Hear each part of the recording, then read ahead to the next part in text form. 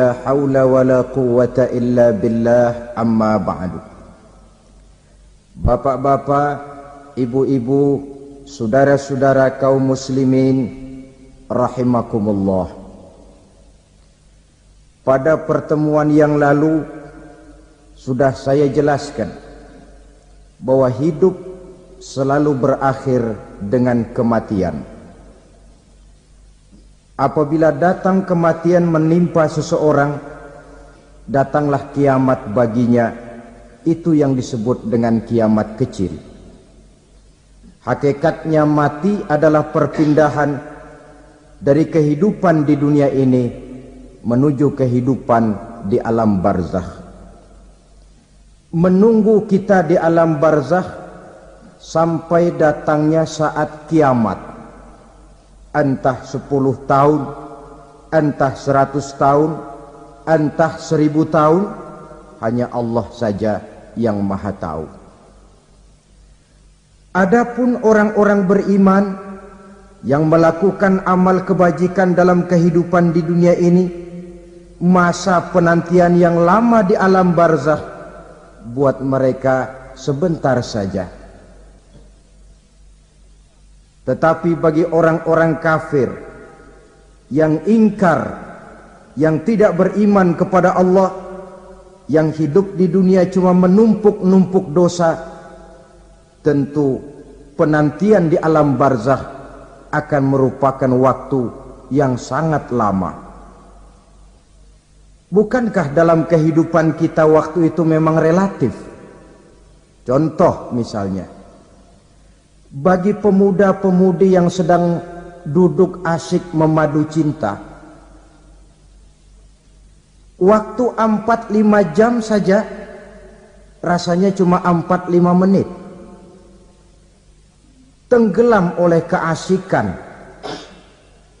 Tapi buat orang yang berbaring di rumah sakit, meratap di balik-balik apa itu tembok derita kata lagu, di balik dinding-dinding penjara, sehari bagai seminggu, seminggu rasa sebulan, sebulan boleh jadi rasa setahun. Penantian yang sangat lama.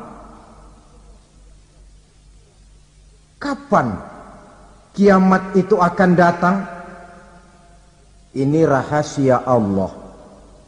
Jangankan kita yang orang awam, baginda Nabi sendiri tidak diberitahu oleh Allah kapan kiamat itu akan terjadi. Tetapi sungguh pun demikian, banyak hadis-hadis yang menjelaskan ciri atau tanda-tanda datangnya kiamat. Nah, kalau sudah bicara soal tanda, tanda kiamat itu ada 2. Pertama yang disebut alamatus sughra, tanda-tanda kecil. Ini waktunya masih ada tenggang. Ada yang dinamakan alamatul kubra, tanda-tanda besar. Artinya kiamat sudah diambang pintu. Apa tanda-tanda kecil dari datangnya hari kiamat itu? Misalnya kata Nabi, apabila ilmu sudah diangkat oleh Allah, artinya apabila ulama sudah banyak wafat, minat orang belajar agama berkurang, lalu kebodohan nampak merajalela di mana-mana, zina dikerjakan secara terbuka, minuman-minuman keras jadi kebanggaan, itu termasuk di antara tanda-tanda kecil terjadinya hari kiamat. Apalagi misalnya iza waladatil ammatu rabbataha, apabila budak sudah melahirkan tuan. Apa maksudnya? Ada yang mentafsirkan apabila anak sudah bisa membudaki orang tuanya. Orang tua yang melahirkan dia, yang membesarkan dia, demi setelah si anak besar jadi orang berpangkat, bertitel, berharta, berkedudukan, jadilah orang tua itu budaknya. Sehingga sering dibilang kalau orang tua kaya, anak jadi raja. Tapi kalau anak yang kaya, orang tua sering jadi budak. Apalagi munculnya fitnah yang bergelombang, timbul perang antara dua bangsa yang besar, waktu berjalan terasa sangat pendek sekali. Itu merupakan tanda di antara tanda-tanda kiamat. Termasuk di dalamnya sulit membedakan mana laki, mana perempuan. Kan kalau tanda-tanda kayak begini sekarang sudah banyak kita lihat kan. Ulama banyak wafat, penggantinya sulit. Zina dikerjakan berterang-terangan, minuman keras jadi kebanggaan, banyak anak membudaki orang tuanya, sulit membedakan mana laki mana perempuan. Kadang-kadang dari belakang kita lihat perempuan bener, begitu kita colek nengok jenggotan.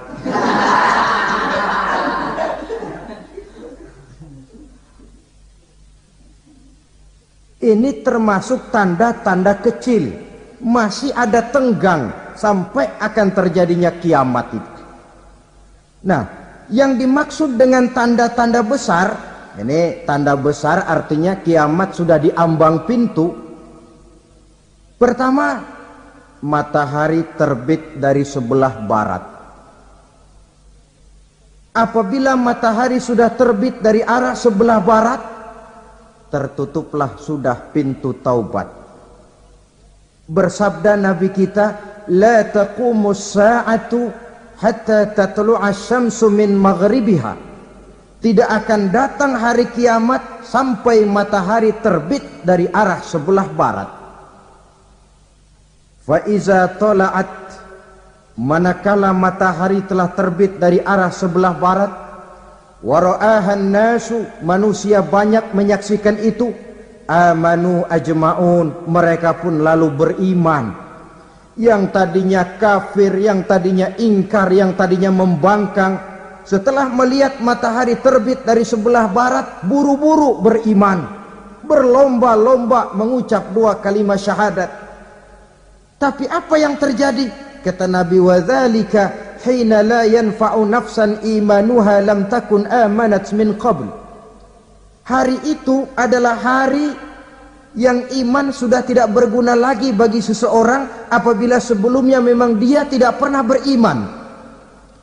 Au kasabat fi imaniha khaira, atau beriman tetapi tidak pernah melakukan kebajikan di dalam keimanannya itu. Hari yang sudah kasib, hari yang sudah terlambat, beriman tidak akan ada gunanya lagi. Ini pelajaran buat kita. Sebelum sang surya terbit dari sebelah barat, sebelum nafas sampai di tenggorokan, artinya pintu taubat masih terbuka. Kalau dua hal itu sudah terwujud, nafas sudah sampai di kerongkongan atau matahari sudah terbit dari arah sebelah barat, tertutuplah sudah pintu taubat. Tak ada lagi gunanya pangkat, jabatan, harta, bahkan beriman pun dalam suasana macam itu. Too late, kata orang Kulon. Sudah terlambat. Matahari terbit dari arah sebelah barat. Itu tanda besar, artinya kiamat sudah di ambang pintu. Lalu apalagi tanda besar? Munculnya Dajjal. Dajjal artinya pendusta-pendusta yang menyesatkan manusia. Ada dua macam Dajjal, saudara. Ada Dajjal kecil. Ini Dajjal kelas teri. Kalau ini sejak zaman Rasulullah sudah ada itu. Tiap zaman ada. Di zaman Rasulullah misalnya ada yang bernama Aswad al-Unsi dari Yaman. Ada yang namanya Musailamah al-Kazzab dari Yamamah. Ada yang namanya Ibnu Sayyad dari Madinah. Ini Dajjal-Dajjal di zaman Rasul. Musailamatul Kazzab memproklamirkan diri jadi nabi dia. Di zaman Rasul masih hidup. Ini Dajjal zaman Nabi. Di zaman sahabat muncul Dajjal-Dajjal. Di zaman kita sekarang ini, dajjal-dajjal pun gentayangan. Dajjal-dajjal kelas teri. Kerjanya mendustakan manusia, menyesatkan manusia, memalingkan manusia dari jalan yang benar dan diridhoi oleh Allah Subhanahu wa taala.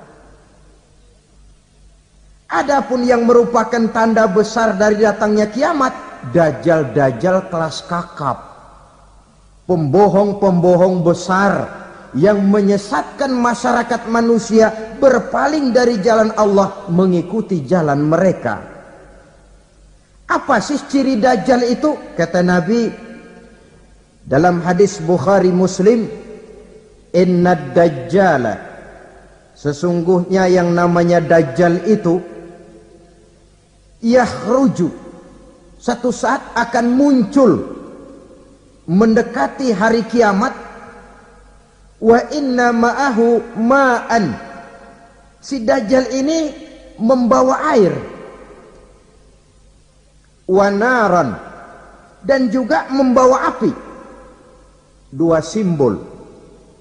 Di tangan yang satu dia bawa air, di tangan yang satu dia bawa api. Wa ammal ladzi yarahu an-nasu ma'an fanarun, adapun yang orang banyak lihat air, hakikatnya adalah api. Yang dilihat api, hakikatnya adalah air. Oleh sebab itu, kalau api yang ditawarkan, ambillah air. Kalau air yang ditawarkan, pilihlah api. Maksudnya apa ini? Ini bahasa simbol, saudara-saudara. Dajjal bicaranya seolah-olah untuk kepentingan manusia. Menawarkan surga. Surga yang dia tawarkan hakikatnya neraka. Hai manusia, kalau kau mau bahagia, jangan dekat-dekat dengan agama. Solat itu tidak efektif dan efisien, tidak produktif dari segi ekonomi itu. Menghadiri majelis taklim cuma buang-buang waktu. Tahajud, tasbih, tahlil, baca Quran, apa itu? Pekerjaan mubazir saja. Hidup ini cuma sekali, masa yang cuma sekali, manfaatkan dengan sebaik-baiknya. Mumpung, dibawanya sifat mumpung tetapi dalam pengertian yang sangat negatif. Bicaranya seolah-olah untuk kepentingan manusia, tetapi sebenarnya menjerumuskan manusia. Menawarkan air, tapi sebenarnya api. Menawarkan api, tapi hakikatnya air. Buat apa kamu sholat? Buat apa kamu bayar zakat? Buat apa kamu puasa? Surga yang dicanangkan Dajjal, hakikatnya neraka. Neraka yang digambarkan Dajjal pada dasarnya adalah surga. Jadi memutarbalikkan fakta itu kerjaan Dajjal. Yang hak jadi batil, yang batil dibilang hak, yang benar jadi salah, yang salah malah jadi benar. Tuntunan disuruh jadi tontonan, tontonan malah menjadi tuntunan. Itu pekerjaan Dajjal profesinya. Zamannya Nabi Adam, Dajjalnya kan iblis. Betul? Betul. Apa sih rayuan iblis itu? Allah setelah menciptakan Nabi Adam kan bilang, Adam, kau dan istrimu Hawa tinggal di surga ini. Seluruh fasilitas yang ada di surga persilahkan kau nikmati. Satu yang tidak boleh, jangan coba-coba dekati pohon khuldi. Dekat saja jangan, apalagi sampai memetiknya. Datang Dajjal yang namanya iblis ini. Adam, kamu tahu nggak kenapa tidak boleh makan buah khuldi? Ya nggak tahu, pokoknya saya dilarang. Bodoh kamu Dam. Khuldun artinya kekal. Kalau kamu makan itu buah, kau akan kekal di surga buat selamanya. Allah tidak kepengen, maka dilarang kamu makan buah khuldi. Kalau kau ingin kekal di surga Adam, makan saja. Saya bicara begini ini untuk kepentingan kamu Adam. Ini kan ciri-ciri Dajjal. Bicaranya sih seolah-olah untuk kepentingan Nabi Adam, hakikat sebenarnya menjerumuskan Nabi Adam supaya ingkar dan melanggar larangan dari Allah Subhanahu wa ta'ala. Jadi setelah muncul Dajjal, timbul kekacauan-kekacauan di masyarakat. banyak yang terpengaruh, terpedaya dan terpesona, termasuk mereka yang memproklamirkan diri jadi nabi, mereka yang memproklamirkan diri jadi rasul di zaman sesudah Rasulullah wafat. Itu adalah dajjal-dajjal. Maka saya ingatkan, kalau di zaman kita sekarang ini ada orang ngaku jadi nabi, ada orang ngaku jadi rasul, biar bahasa Arabnya kental, Quran hafal, hadis ribuan hadis hafal, biar pakai serban sampai menyengser ke tanah, bahasa Arabnya fasih, tapi dia mengaku jadi nabi, jadi rasul, kita umat Islam wajib tidak percaya. Wajib untuk tidak percaya. Itulah dajjal-dajjal zaman kita sekarang ini. Tidak mustahil mereka datang mempengaruhi orang-orang awam supaya berpaling dari Rasulullah, mengikuti mereka. Nah, di akhir zaman nanti, mendekati hari kiamat, dajjal ini muncul, dajjal kelas kakap, menyesatkan masyarakat manusia untuk berpaling dari Islam, mengikuti seruan mereka. Apalagi di antara datangnya kiamat itu, tanda yang besar itu, turunnya Nabiullah Isa Al-Masih, putra Maryam. Menurut berbagai hadis yang sahih, Nabi Isa Al-Masih nanti akan turun lagi, tidak membawa risalah yang baru, tapi meluruskan risalah Islam ini yang telah banyak ditinggalkan oleh masyarakat. Bahkan ada hadis menjelaskan beliau akan membunuh Nabi, mematahkan kayu-kayu salib, lalu melaksanakan haji dan umrah mengikuti syariat Nabi Muhammad, bukan membawa agama baru. Menjadi semacam mujaddid, reformer, menyelamatkan manusia dari bisikan dajjal. Bahkan ada riwayat yang menjelaskan bahwa Nabi Isa berhasil mengalahkan dajjal, mengembalikan masyarakat manusia kembali kepada ajaran Islam yang datang dari Allah, dibawa oleh Rasulullah sallallahu alaihi wasallam. Dengan kata lain, turunnya Nabi Isa bukan sebagai nabi dan rasul baru, tetapi mengikuti syariat Nabi kita Muhammad sallallahu alaihi wasallam. Saudara hadirin, ibu-ibu hadirat yang saya hormati, kemudian apalagi di antara tanda-tanda besar akan datangnya kiamat itu? Keluarnya asap atau awan. Kata Nabi, inna min asrati sa'ah dukhanan yamla'u ma bainal masyriqi wal maghrib. Di antara tanda-tanda kiamat, munculnya awan atau asap yang memenuhi antara langit dan bumi. Ini pun diperkuat dalam surah Ad-Dukhan ayat 10, fartaqib yauma ta'tis sama bidukhanin mubin fayughshan nas hadza azabun alim. Bagi orang-orang yang beriman, mereka biasa-biasa saja. Tapi bagi orang kufur, datangnya asap dan awan ini merupakan azab yang kelewat pedih. Barangkali sedikit mendekati gambaran tentang azab yang pedih ini, saya ingatkan alam pikiran kita kepada peristiwa yang belum lama terjadi. Pernah dengar berita bocornya reaktor nuklir di Chernobyl, Uni Soviet? Pernah dengar? Bocornya reaktor nuklir di Chernobyl yang mengakibatkan ratusan bahkan sangat mungkin ribuan nyawa. Cuma satu reaktor. Bagaimana kalau seluruh cadangan nuklir yang dimiliki oleh para negara adik kuasa ini diledakkan? Bahkan yang konon menurut catatan, cadangan nuklir yang dimiliki bersama oleh Amerika dan Rusia sekarang ini sudah sanggup memusnahkan 6 miliar manusia. 1,5 kali lebih banyak dari jumlah manusia yang nongkrong di permukaan bumi ini. Saudara-saudara hadirin yang saya hormati, lalu saat mendekati hari kiamat, apalagi tandanya setelah Nabi Isa wafat, pada saat turunnya yang kedua kali,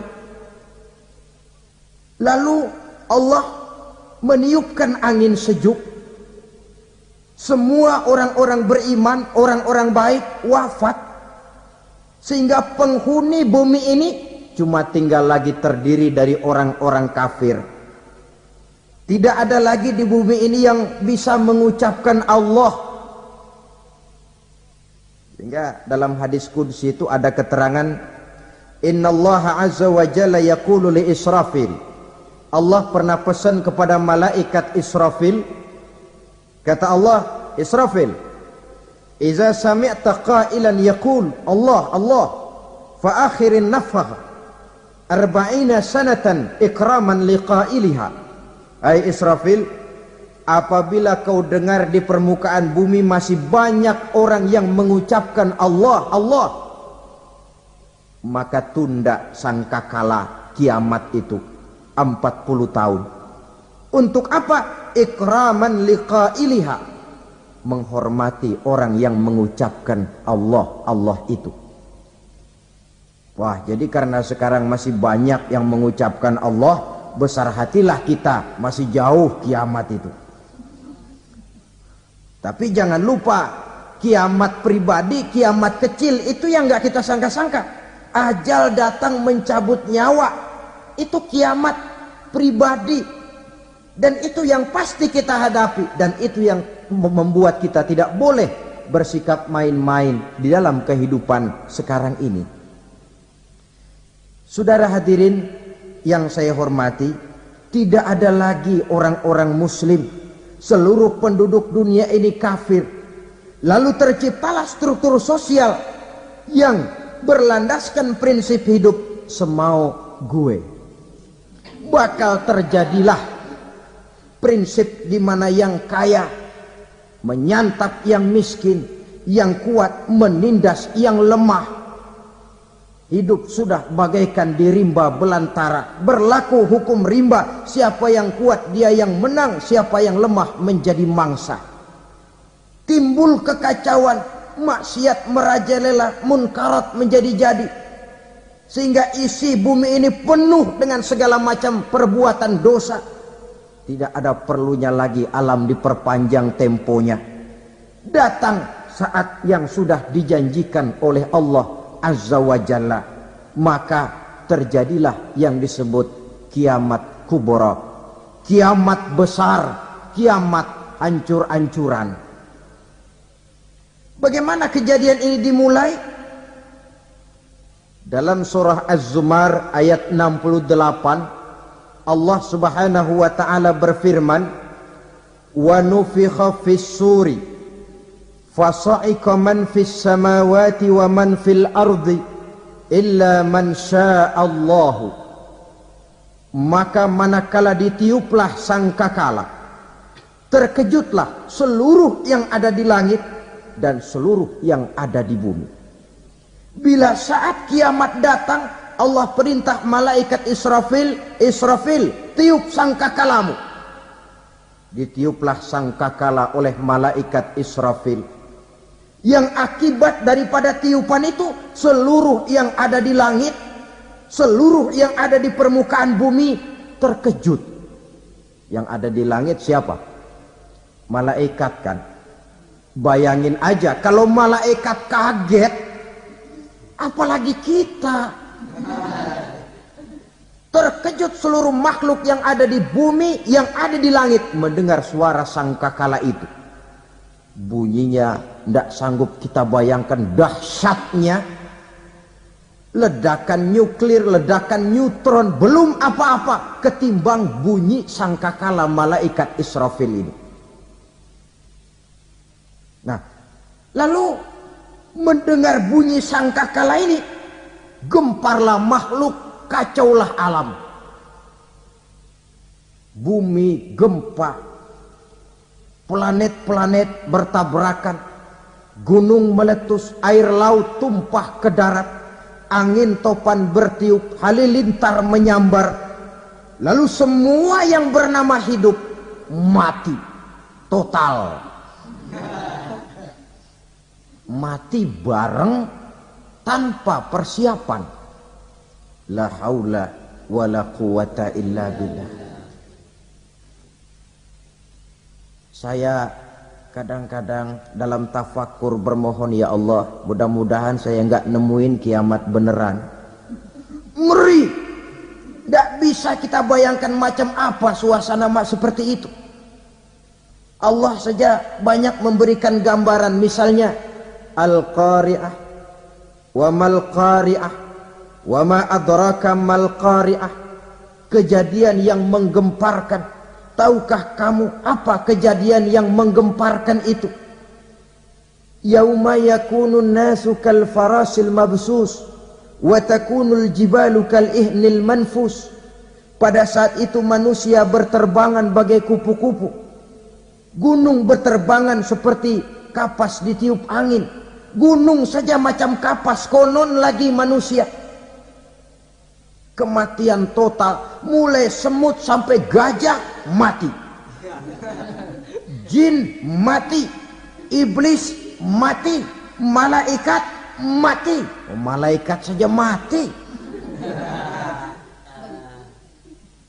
Saudara hadirin yang saya hormati, kematian total yang tanpa persiapan.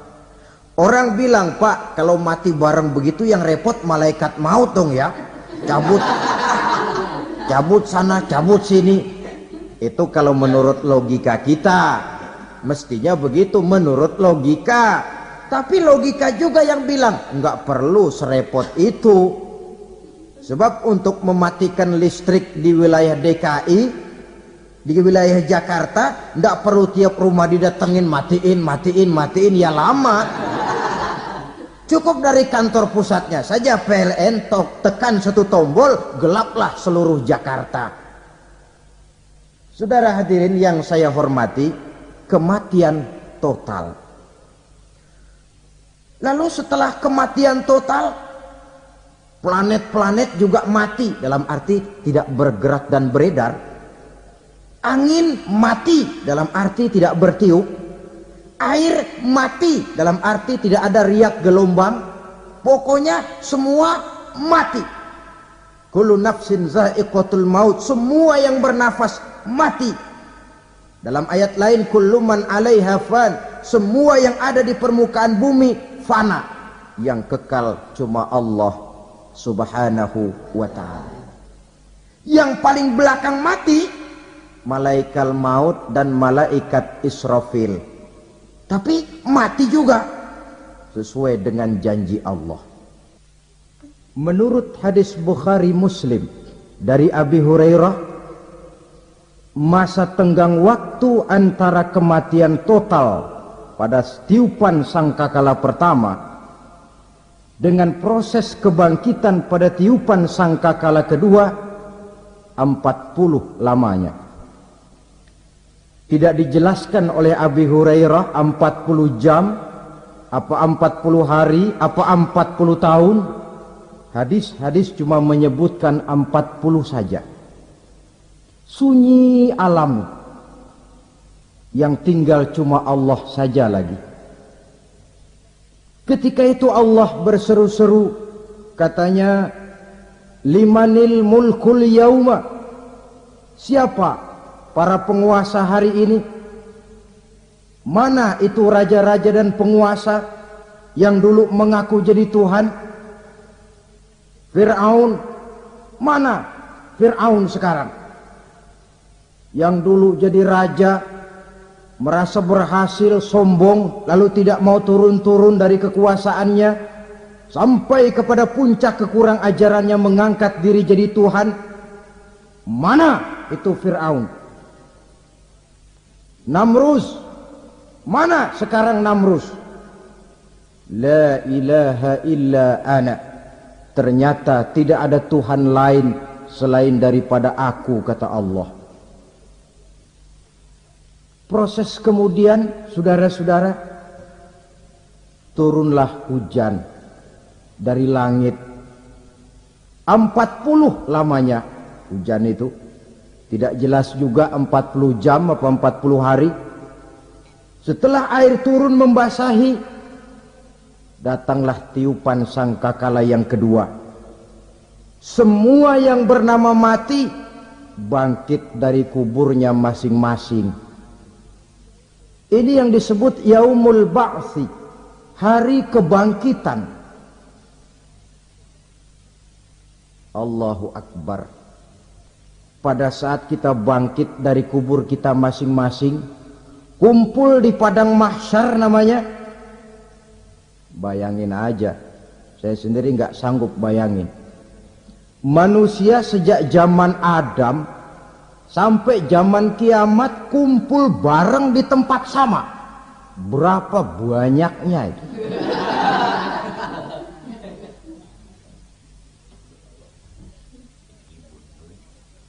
Dan yang luar biasa menurut satu riwayat, pada saat bangkit itu, Masya Allah, roman muka kita berubah,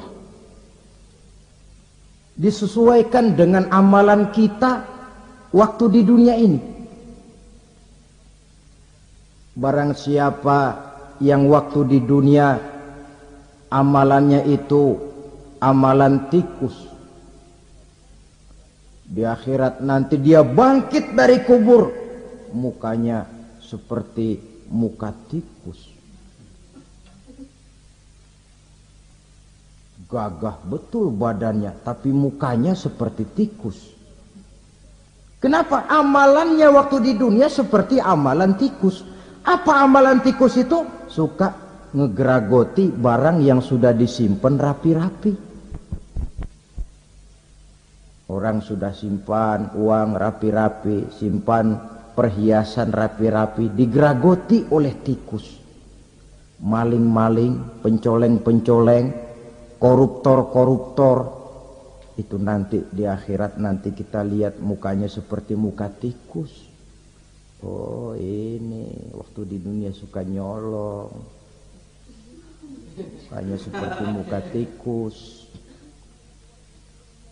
Barang siapa yang waktu di dunia ini amalannya itu amalan macan, dia akan bangkit nanti mukanya seperti muka macan. Apa amalan macan? Macan itu amalannya menang-menangan. Orang yang mau menang saja nggak mau mengalah. Coba lihat di hutan. Kenal hutan nggak? Di hutan, raja hutan di mana-mana pasti macan. Betul kan? Betul. Padahal hutan belum pernah bikin pemilihan umum. Tapi macan tidak peduli ada pemilihan umum apa tidak, pokok saya raja. Sebab apa? Macan jadi raja itu bukan karena benar, tapi karena kuat jadi raja. Setelah dia jadi raja, rakyat hutan yang mesti dilindungi malah dimakan oleh raja macan. Kambing rakyat hutan dimakan oleh macan. Ayam rakyat hutan dimakan oleh macan.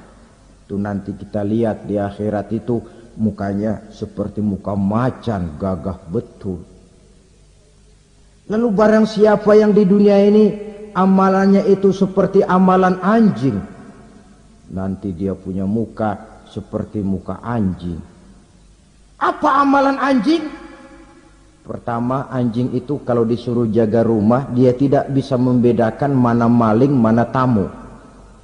Biar yang datang maling, kalau bawa tulang, anjing kalem. Yang kedua, anjing itu akan setia kepada siapa saja yang memberinya roti. Siapa yang memberinya roti, itulah majikannya. Apa kata majikannya, pasti dia laksanakan. Soal benar atau salah dia tidak peduli. Setelah anjing dapat roti, dia tidak punya pilihan lain kecuali bilang, abdi mah kumaha juragan wae ayeuna mah.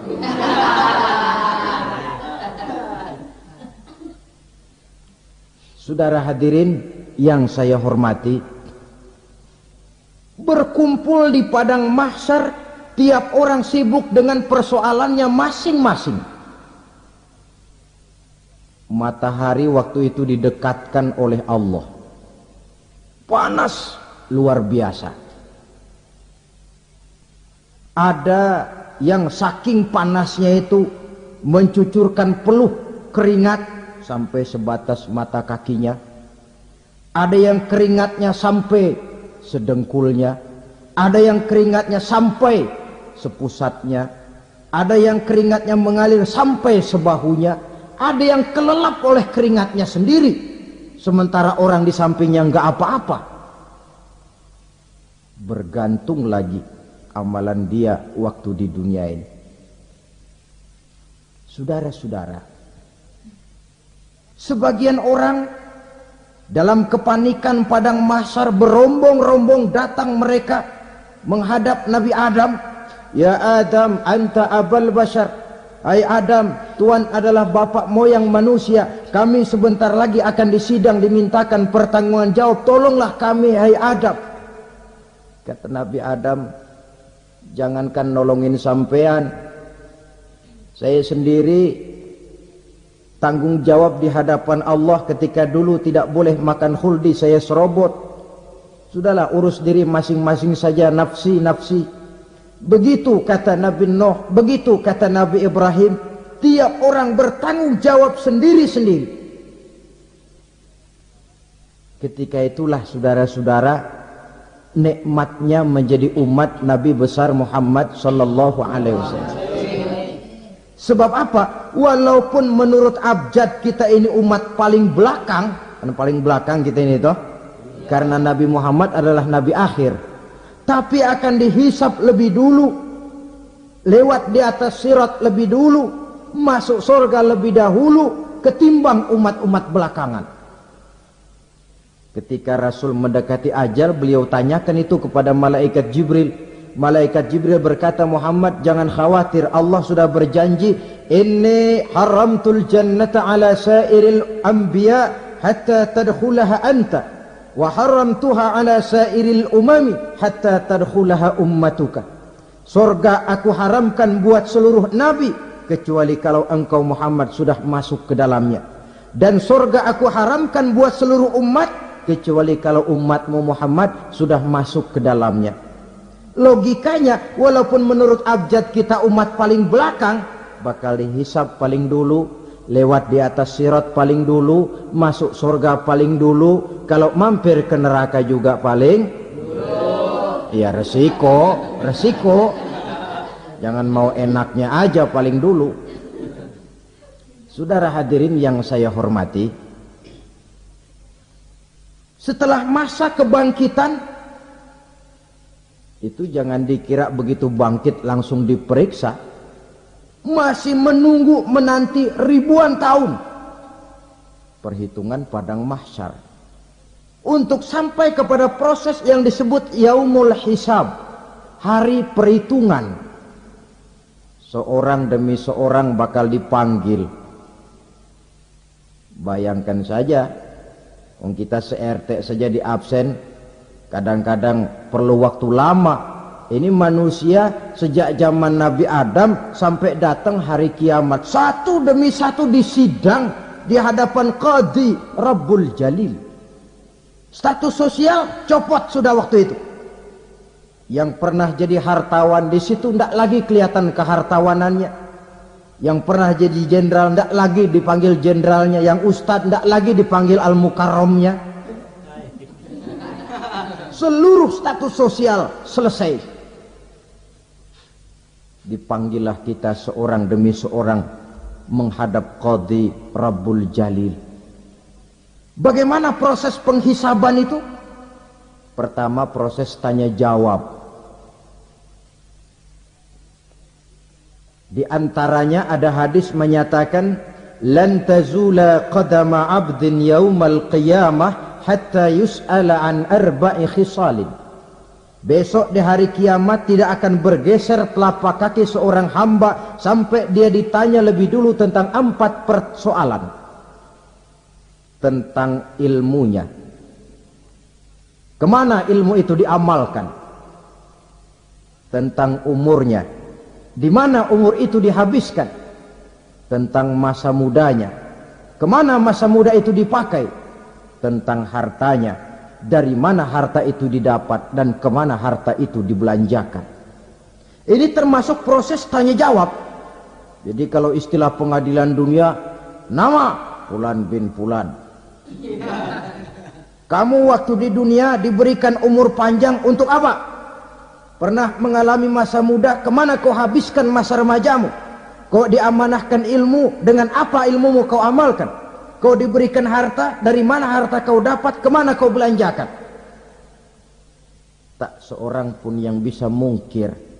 Sebab apa? Dikala itu yang menjadi saksi bukan orang. Yang menjadi saksi adalah seluruh anggota badan kita.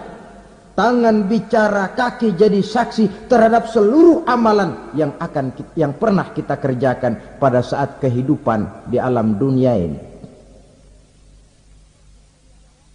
Selesai proses tanya jawab, lalu diperlihatkan buku catatan kita waktu hidup di dunia ini.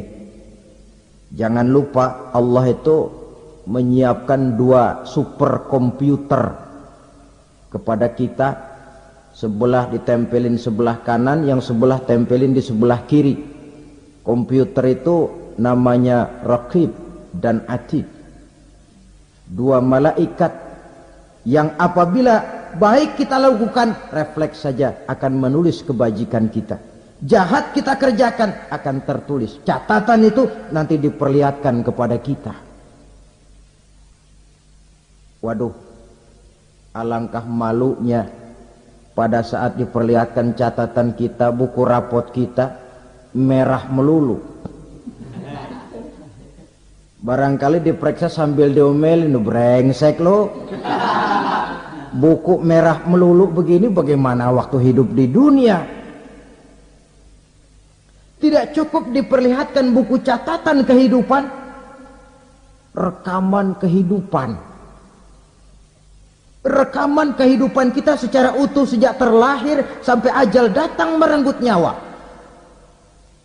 Barangkali mirip dengan video sekarang ini, di mana terekam dengan baik seluruh kegiatan kita, sejak yang sekecil-kecilnya sampai kepada yang sebesar-besarnya. Untuk kemudian kita pun menerima balasan. In khairan fa khairun wa in syarran fa syarrun. Kalau baik ya baik balasannya, kalau jahat ya jahat juga balasannya. Catatan-catatan kita diberikan. Kalau banyak kebajikannya, diberikan di tangan kanan dengan cara yang halus. Kalau banyak kejahatannya, diberikan dari sebelah kiri atau dilempar dari belakang. Itulah sebabnya sejak di dunia ini kita sudah mohon kepada Allah. Ketika berwudu membasuh tangan kanan, apa kita bilang? Allahumma a'tini kitabi biyamini wa hasibni hisaban yasira. Ya Allah, berikan saya kitab di tangan kanan, dan kalau saya memang perlu dihisap, hisaplah saya yang seringan-ringannya. Tangan kiri berlindung kita kepada Allah, jangan sampai diberikan kitab di tangan kiri atau dari arah sebelah belakang. Wa a'udzubika an tu'tiya kitabi bishimali aw min wara'i zuhri, dari arah sebelah belakang. Na'udzubillah min dzalik. Setelah selesai lewat proses penghisaban, lewat mizan, timbangan, maka yang sudah selesai dihisab itu bergeraklah menuju sirat, jembatan yang terbentang menuju surga melalui neraka. Saudara-saudara, panjangnya perjalanan sirat itu memakan waktu ratusan tahun. Tetapi orang yang lewat di atas sirat pun macam-macam, bergantung amalannya ketika di dunia ini. Ada yang lewat di atas sirat itu kalbarkil khatib, seperti kilat yang menyambar, lep, sudah sampai dia di surga. Cepat bukan main. Ada yang lewat di atas sirat itu seperti orang lari-lari. Ada yang lewat di atas sirat itu seperti orang jalan biasa. Ada yang sambil merangkak, ada yang sambil ngesor, ada yang sambil gelayutan, ada yang selamat sampai ke ujung ke surga, ada yang tergelincir jatuh masuk ke dalam neraka, bergantung amalannya dalam kehidupan di dunia sekarang ini. Tiap kita akan melewati yang namanya sirat ini. Saudara-saudara kaum muslimin yang saya hormati, dengan demikian mereka yang selamat melalui sirat sampai ke terminal akhir surga, mereka yang ketika dihisab ternyata banyak kejahatannya daripada kebaikannya, mereka singgah di dalam neraka. Nah, adapun orang-orang yang beriman menurut ayat Quran dan hadis Nabi itu nanti ada bermacam-macam. Ada orang beriman itu yang dimasukkan surga.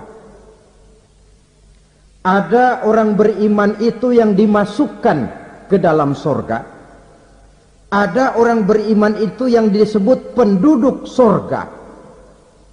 Kenapa lain-lain, Pak? Karena waktu di dunia amalannya juga lain-lain. Ada orang beriman yang masuk surga. Ini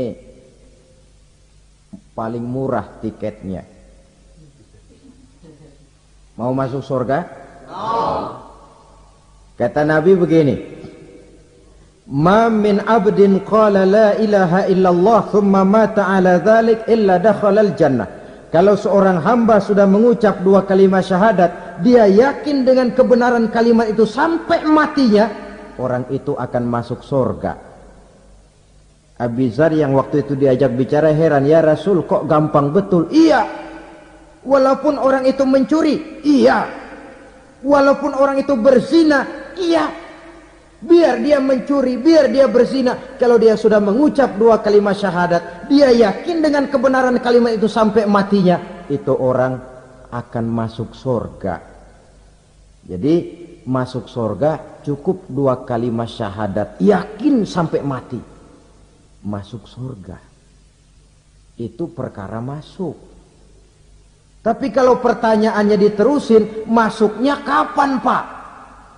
Nah, ini lain lagi urusannya. Sebab ada yang masuknya itu langsung, ada yang mampir dulu. Di sana tempat cuma dua, kalau tidak surga, neraka. Mau ke surga tapi mampir dulu, yang mampirnya jelas di neraka. Kenapa? Dalam hadis qudsi ada riwayat, nanti itu di akhirat, setelah Allah selesai mengatur penduduk surga masuk surga, yang neraka masuk neraka, Allah berkata kepada malaikat Malik, malaikat Malik, labaik ya Allah, itu bajingan-bajingan tengik, manusia-manusia durjana yang waktu di dunia tidak mau sujud, jauh dari ulama, gemar melakukan yang munkarat dan maksiat, hidup di tengah masyarakat selalu jadi bibit keonaran, kufur, sudah masuk neraka semua. Sudah ya Allah. Nah, kalau sudah, coba sekarang kamu masuk, Malik. Saya, iya, masuk neraka. Mau apa ya Allah? Kata Allah, akhriju minan nar man kana fi qalbihi misqala habbatin min khardalin min iman. Kau masuk neraka, cari di dalam neraka orang-orang yang ada imannya walaupun kecil sebesar biji zarah, angkat mereka keluar. Masuk malaikat Malik ke neraka, cari orang yang ada imannya, korek-korek. Ya repot, udah pada gosong. Yang ada imannya diangkat ke atas, yang ada imannya diangkat ke atas, lalu dimandikan di Nahrul Hayat, namanya sungai kehidupan di akhirat nanti. Cakep lagi rupanya, bersih lagi wajahnya, apel di hadapan Allah. Kata Allah, bagaimana mas? Kapok nggak sampean? Kapok ya Allah. Nah, kalau kapok, idhab fadkhulil jannah, pergi masuk surga sana. Berangkat mereka ke surga. ketemu sama temen-temennya yang udah sampai lebih dulu, yang nggak pakai mampir lagi. Terjadi dialog, kata teman-temannya yang udah pada nyampe duluan, Mas, iya, emang baru sampai? Oh, saya baru sampai. Memang mampir di mana dulu, Mas? Kita sudah lama sampai di surga. Saudara buka surah Al-Muddatsir ayat 34 35. Ma salakakum fis saqar? Kenapa kamu mampir di neraka Saqar? Qalu lam nakum minal musallin. Mereka menjawab, kami mampir di neraka Saqar, Mas, gara-gara dulunya kami waktu di dunia ndak pernah sholat. Ndak pernah sholat? Ndak pernah. Kan rumahnya dekat masjid, cuma dekat doang, Mas. Sholat mah enggak saya. Enggak pernah ngasih makan fakir miskin, enggak pernah hadir di majelis taklim, pendeknya enggak pernah melakukan kebajikan, maka saya pun mampir di neraka Saqar. Untung betul saya punya iman, Mas, sedikit. Waktu hidup di dunia dulu saya pernah mengucap 2 kalimat syahadat, sekali-kalinya waktu mau kawin. Masya Allah, untung saja kawin, kalau nggak kawin polos.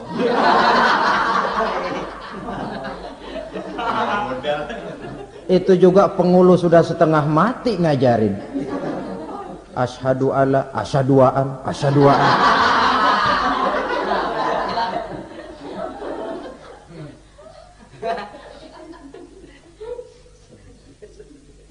Ini namanya masuk surga, ada mampir dulu. Ada pula orang mukmin itu yang dimasukkan surga. Namanya dimasukkan kan terima beres.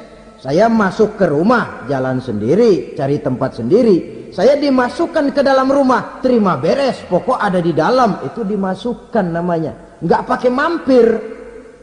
Tapi tentu tiketnya lebih mahal ketimbang yang pertama tadi. Apa kata Allah? Innal ladzina amanu wa amilus salihat la ukaffiranna anhum sayyi'atihim wa la udkhilannahum jannah. Sesungguhnya orang-orang yang beriman kemudian beramal soleh, kami hapuskan segala dosa dan kesalahannya, kami masukkan mereka ke dalam surga. Lihat ayatnya, Allah yang memasukkan, kita yang dimasukkan. Tidak pakai transit, tidak usah mampir. Cuma tidak cukup syahadat, tidak cukup amanu, tapi diiringi dengan wa amilus shalih. Iman, amal. Tidak cukup syahadat, lalu dibuktikan dia sholat, dia zakat, puasa, lalu dia melakukan berbagai macam kebajikan. Ini yang menyebabkan dia tidak pakai mampir di tempat yang bernama Saqar. Lalu ada pula orang mukmin itu yang disebut penduduk sorga. Wah, ini sudah VIP ini. Ashabul jannah, penduduk sorga. Siapa mereka? Kata Allah, innal ladzina amanu summa istaqamu fala khaufun alaihim wala hum yahzanun ulaika ashabul jannah hum fiha khalidun. Sesungguhnya orang-orang yang beriman lalu istiqamah, tetap dalam melaksanakan perintah Allah, tidak goyah, tidak labil tapi stabil, istiqamah, mereka tidak takut dan tidak bersedih hati. Merekalah penduduk surga. Iman, istiqamah. Tidak punya duit, sembahyang. Banyak duit, sembahyang. Miskin, sembahyang. Kaya, tetap sembahyang. Istiqomah. Kadang orang kalau susah rajin ke masjid, banyak duitnya ngelihat masjid melengos. Itu yang dibilang waktu miskin hamba Allah, setelah kaya jadi hamba harta. Bergeser, tidak ada nilai istiqomahnya. Saudara-saudara, dengan begitu penduduk neraka itu dua. Ada penduduk permanen, ada penduduk yang semi permanen. Yang semi permanen orang-orang beriman yang mempunyai dosa besar. Mereka masuk ke neraka untuk menerima azab sesuai dengan dosanya. Bila selesai masa azab itu, mereka akan diangkat untuk ditempatkan kembali ke dalam surganya Allah Subhanahu wa ta'ala. Nah, dikala itulah saudara-saudara, ada yang disebut syafaat dari Rasulullah sallallahu alaihi wasallam. Tapi tentu jangan lupa, syafaat ini ibarat kain menambal dia. Kita punya kain bolong-bolong sedikit, syafaat yang menambal. Salat kita ada kurang dikit, sedekah kita ada campur riak dikit, amalan kita ada tidak karena Allah dikit, kita berharap syafaat. Jadi biarlah kain masih bolong-bolong, yang penting punya kain. Tapi kalau kainnya tidak ada, yang ditambal apanya? Salat tidak, puasa tidak, zakat tidak, berharap syafaat saja. Ya, terlalu berlebihan itu. Saudara hadirin yang saya hormati, apabila selesai proses penghisaban, proses penghitungan, maka dikala itulah manusia terbagi dalam dua kelompok besar. Fariqun fil jannah wa fariqun fis sa'ir. Sekelompok orang-orang beruntung yang masuk ke dalam surga, dan sekelompok lagi masuk ke dalam neraka. Akan memakan waktu untuk menceritakan sifat surga dan neraka, tapi insya Allah pada kesempatan pertemuan lain saya sampaikan. Namun sebagai gambaran umum cukuplah saya sampaikan sebuah hadis qudsi. Allah jelaskan, a'dadtu li'ibadiyas salihin ma la 'ainun ra'at wa la uzunun sami'at wa la khatara fi qalbil bashar. Aku sediakan buat hamba-hambaku yang soleh, yang tidak pernah terlihat oleh mata, tidak pernah terdengar oleh telinga, dan belum pernah terdetik dalam hati manusia. Jadi kenikmatan surga belum pernah dilihat mata, belum pernah didengar telinga, belum pernah terdetik dalam hati. Pedihnya azab neraka belum pernah terlihat mata, belum pernah terdengar telinga, belum pernah terdetik dalam hati. Saudara hadirin yang saya hormati, oleh karena itu sebagai uraian akhir daripada kiamat ini, marilah sama-sama kita memanfaatkan hidup dengan sebaik-baiknya, supaya jangan timbul penyesalan di hari kemudian nanti. Mudah-mudahan kita seluruhnya diselamatkan Allah dari azab neraka dan mendapat surga dan ridhonya. Sekian dan demikianlah pertemuan. Warahmatullahi wabarakatuh. Yang tadi 3 menit 4 menit. Jadi ada ruangannya masih ada. Kalau ke salon belah. Ada. Ntar bunda ambil ininya dulu, nggak kunci kok. Biarin ini kalau hilang. Jadi gawi salon ini. Salon karawat. Salon karawat. Kak, dekat aku Pak. Hah? Buat kamu. Mas, yang benar besar. Badan asa.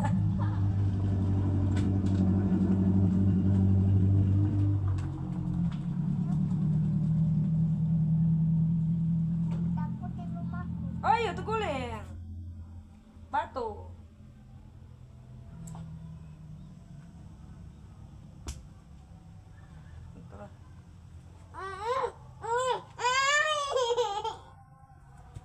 Nenek ini nggak usah turun nenek.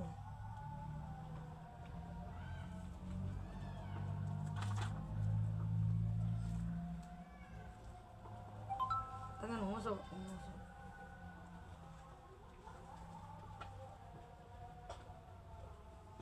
Nah, sekarang akan berjanji dengan Aswadi. Ya bawa lah. Kalian kan ada video 8 menit.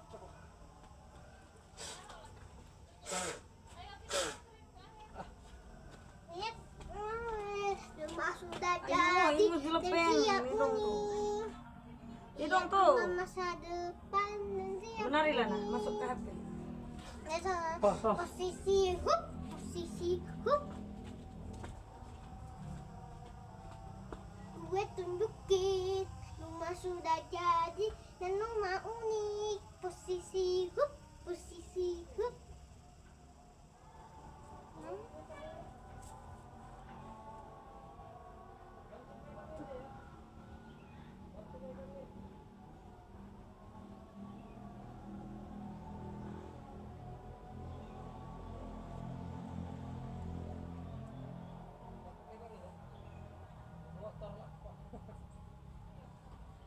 Bukan kiamat, lo koper lo aja merantau ke Amerika itu. Mbak koper. Jemu kayak lagi pecah masuk. Ay.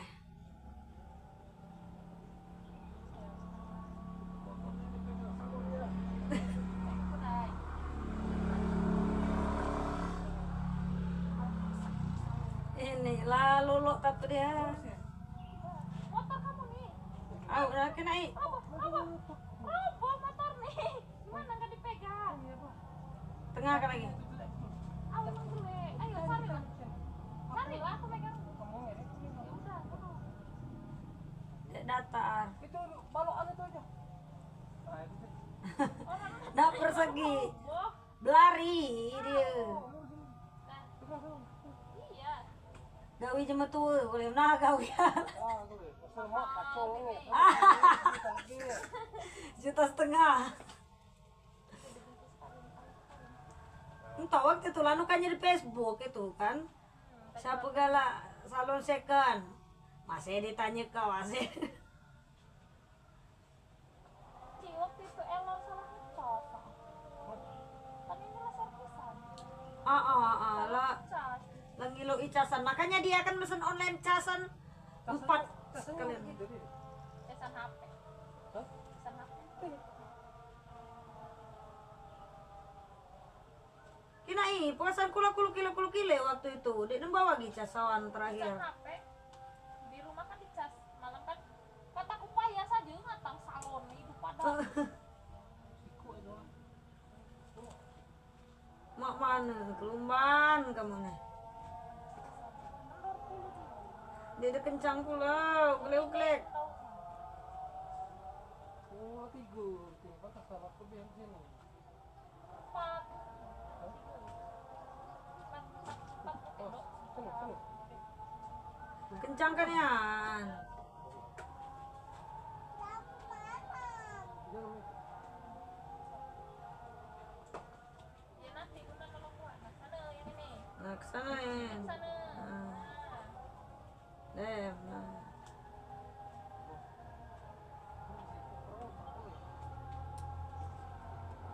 Baby ya di sandal. Ini dikenjangin aja dah. Cukup deh sandali.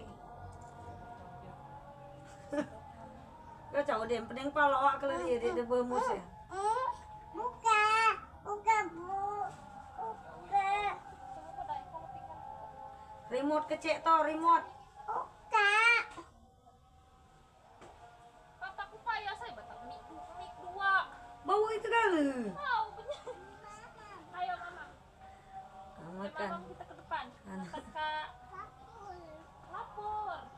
Ya Allah. Minta dia makan. Tuh, cicek dah makan. Harus juga makan. Hai salon jemaah. Mana topi? Buka. Ayo makan. Tas kerja mana? Ini nah tas kerja di motor di mobil baran nih nah topi mobil baran. Di WC topi kamu, di WC topi kamu. Di WC sih. Ya kamu, udah anak. Tuh banyak sekali lalat. Buka. Tangannya buka ya, udah ayo buka nah. Tangannya udah dibuka.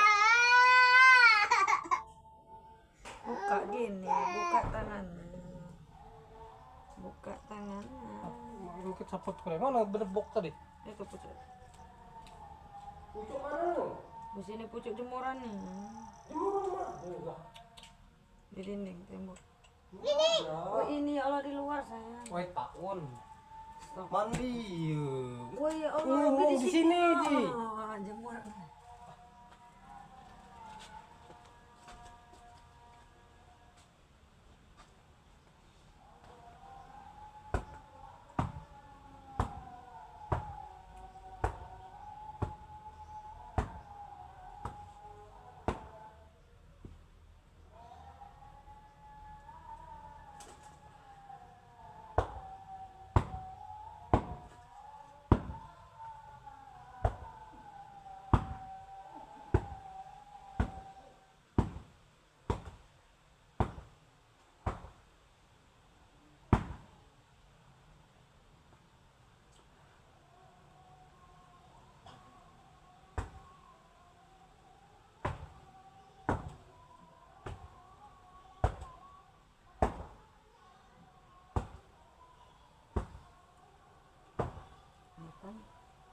sih?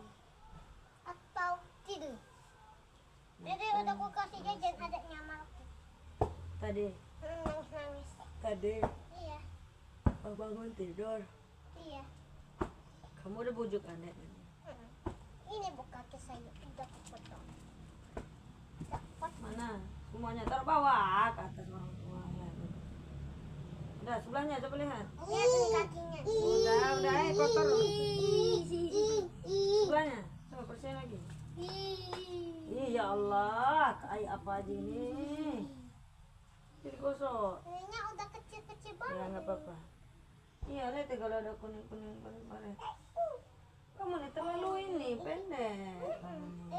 Lah, jangan terlalu pendek. Kak, Udah sini ibu aja bahaya. Sini. Masuk lah ya, kendok. kakiku Ya